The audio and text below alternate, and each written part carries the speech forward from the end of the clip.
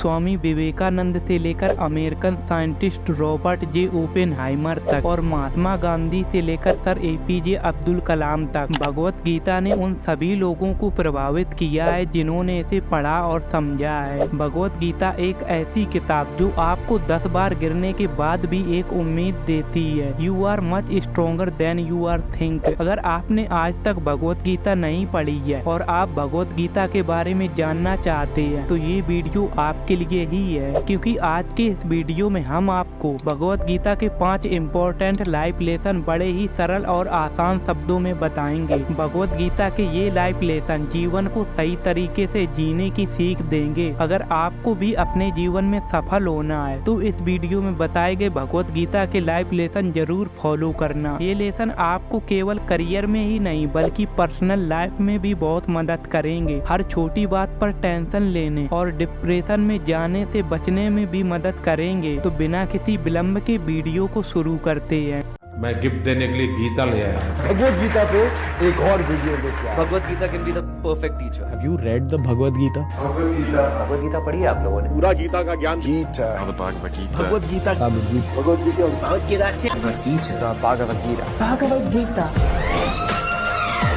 भगवत गीता पढ़ने के बाद तो भगवत गीता भगवत गीता नंबर 1 भगवत गीता के अध्याय 2 श्लोक नंबर 63 में भगवान श्री कृष्ण बताते हैं कि काम से क्रोध उत्पन्न होता है और क्रोध से स्मरण शक्ति का नाश होता है और स्मरण शक्ति के नाश होने से बुद्धि नष्ट हो जाती है और बुद्धि के नष्ट होने से मनुष्य का पतन शुरू हो जाता है। अगर आसान शब्दों में कहूँ तो जब किसी की इच्छा पूरी नहीं होती है तो उसे क्रोध आता है और जब उसे क्रोध आता है तो उसकी बुद्धि काम करना बंद कर देती है। इसीलिए वो क्रोध में सही और गलत का निर्णय नहीं ले पाता है और कुछ ऐसा कर बैठता है जिससे उसे बाद में ही पछताना पड़ता है। इसीलिए किसी काम को कुछ मिलने की अपेक्षा से ना करें बल्कि अपना कर्तव्य कर्म मानकर उसे करें। जब आपको किसी प्रकार की अपेक्षा नहीं होगी तो आपको क्रोध भी नहीं आएगा, क्योंकि जब आप किसी काम को अपना कर्तव्य मानकर करोगे तब आप मोह से बचे रहोगे और मोह ही क्रोध की मूल जड़ है। नंबर 2 स्वार्थी ना बने। जब इंसान स्वार्थी बन जाता है तब वास्तविकता को समझना उसकी क्षमता से बाहर हो जाता है। वह अपने स्वार्थ के कारण परिस्थितियों को स्पष्ट रूप से देख नहीं पाता है और खुद का ही नुकसान कर बैठता है। नंबर 3 निष्काम कर्मा।